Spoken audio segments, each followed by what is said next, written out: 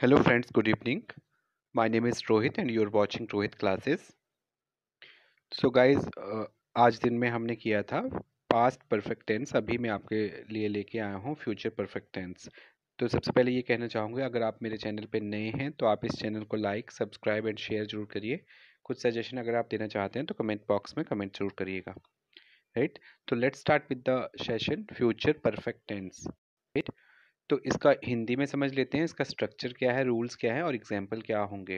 Right, तो जिन वाक्यों के अंत में चुकेगा, चुकेगी, चुकोगे, चुका होगा या होगी, चुके होंगे इत्यादि आएगा, उससे हम आइडेंटिफाई करेंगे कि ये फ्यूचर परफेक्ट टेंस है।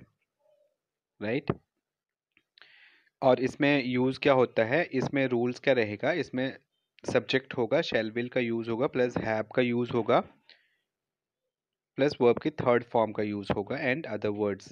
राइट, ये इसका रूल रहेगा।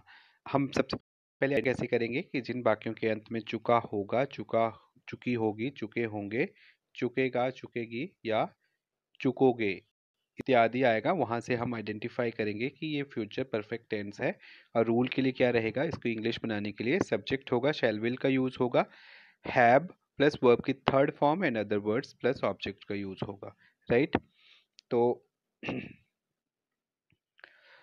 इसको हिंदी में कैसे समझेंगे, या वाक्य जिससे किसी काम का भविष्य में पूर्ण रूप से समाप्त होना मालूम हो, जिसका जो कोई पेंडिंग वर्क है जिसका भविष्य में पूर्ण होना संभव है, उसको हम फ्यूचर परफेक्ट टेंस में होना कहा जाता है।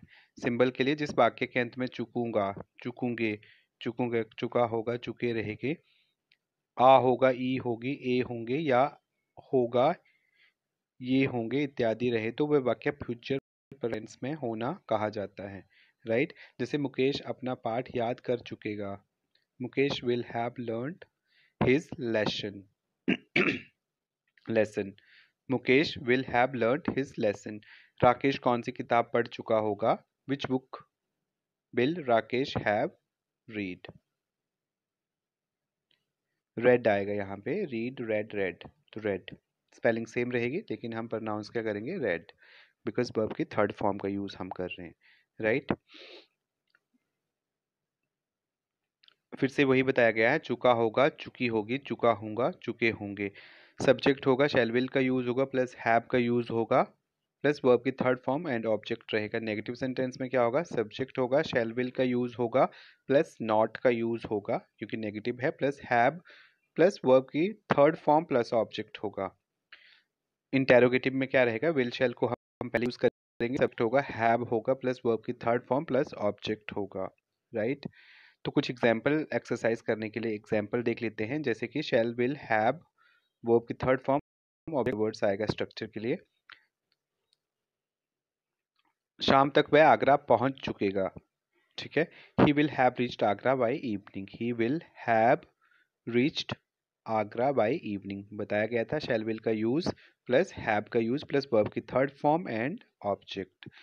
He will have reached Agra by evening. वे दोपहर तक यहाँ आ चुकेंगे, they will have reached here by noon, they will have reached here by noon. Shyam कल तक अपना कार्य समाप्त कर चुकेगा, Shyam will have finished his work by evening. उसका भाई इस महीने तक नौकरी पा चुकेगा, his brother will have got, his brother will have got job by this month. यहाँ पे नौकरी नहीं लिखा गया है तो job by this month. Right, rules के लिए हम देख लेते हैं फिर से, subject plus will have and verb की third form plus object. Negative में क्या होगा, subject plus will have not, will have not, will not have, ठीक है, वांट लिख दिया यहाँ पे, will not have plus verb की third form plus object. Interrogative में क्या होगा, विल को हम पहले यूज करेंगे, सब्जेक्ट होगा, हैव प्लस वर्ब की थर्ड फॉर्म प्लस ऑब्जेक्ट होगा। इंटेरोगेटिव नेगेटिव में क्या होगा, want, will not, want plus subject plus have plus verb की थर्ड फॉर्म प्लस ऑब्जेक्ट होगा। इंटेरोगेटिव वर्ड्स में जैसे होम है, विच, व्हेन, ठीक है, इस तरह के जो इंटेरोगेटिव वर्ड्स हैं वो पहले आएंगे। Question, right, plus will plus subject plus have plus verb की थर्ड फॉर्म एंड ऑब्जेक्ट होगा। एग्जाम्पल के लिए, they will have arrived, right, वह कल पहुंचेगा।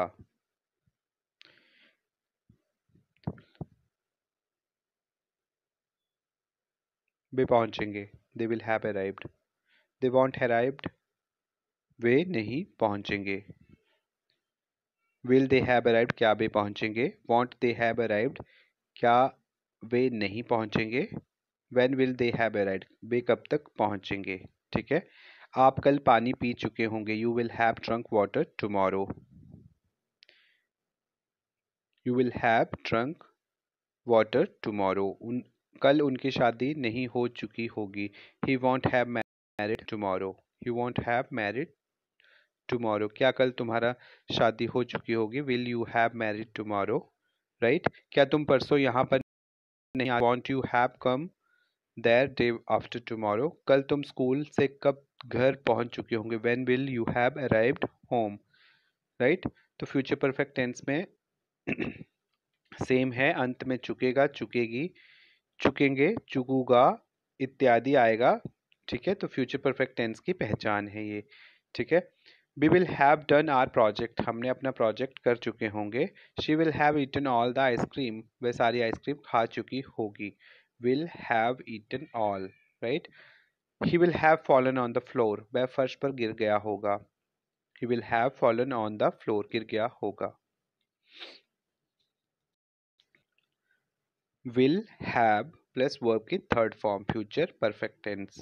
Will my brother have not gone to the gym, क्या मेरा भाई जिम नहीं चला गया होगा। Ganesh will have gone to the picnic, Ganesh picnic पर गया होगा। Ankush will have invited us to his party, Ankush ने हमें अपनी पार्टी में बुलाया होगा। The president will have released a new rule, राष्ट्रपति ने नया नियम जारी किया होगा। राइट। ठीक है। इसी तरह से चुका होगा, चुके होंगे, चुकी होगा, या होगा, ए होगी, ई होगे। सब्जेक्ट प्लस विल प्लस शैल का यूज होगा। हैव प्लस वर्ब की थर्ड फॉर्म एंड ऑब्जेक्ट आएगा। रोहन अपना काम खत्म कर चुका होगा। Rohan will have finished his work, वह घर पहुंच चुकी होगी। She will have reached at home. तो गाइज ये फ्यूचर परफेक्ट टेंस की पहचान थी। जिन वाक्यों के अंत में चुका होगा, चुके होंगे, चुकी होगी, या होगा, ई होगी, राइट, इत्यादि आएगा, वहां से हम आइडेंटिफाई करेंगे कि ये फ्यूचर परफेक्ट टेंस है। और इसके लिए रूल क्या रहेगा। सब्जेक्ट प्लस शैल विल का use plus have plus verb की थर्ड फॉर्म एंड ऑब्जेक्ट का यूज होगा। तो ये इसके लिए रूल था। कुछ एग्जाम्पल्स भी हमने किए हैं गाइज। राइट। आपको Hindi to English and English to Hindi, Hindi में अगर आप आइडेंटिफाई करेंगे, इंग्लिश इजीली आप बना पाएंगे। रूल्स सबके सिंपल हैं। फ्यूचर परफेक्ट टेंस हमने कंप्लीट किया। राइट। तो गाइस टेंस में आज के लिए बस इतना ही। आज हमने past perfect tense and future perfect tense किया। तो होप कि आप ये सब अंडरस्टैंड। राइट। कोई बच्चे अगर आपके घरों में हैं जो 6, 7, 8, 9, 10th स्टैंडर्ड में पढ़ रहे हैं, तो वो इस सेशन के लिए यहाँ से अंडरस्टैंड कर सकते हैं। बहुत ही ईजी है, बहुत ही सिंपल मैंने आपको समझाया हुआ है। राइट। कुछ सजेशन अगर आप देना चाहते हैं तो कमेंट बॉक्स में कमेंट ज़रूर करिए। अब तक के लिए बस इतना ही। अपना ध्यान रखिए। धन्यवाद।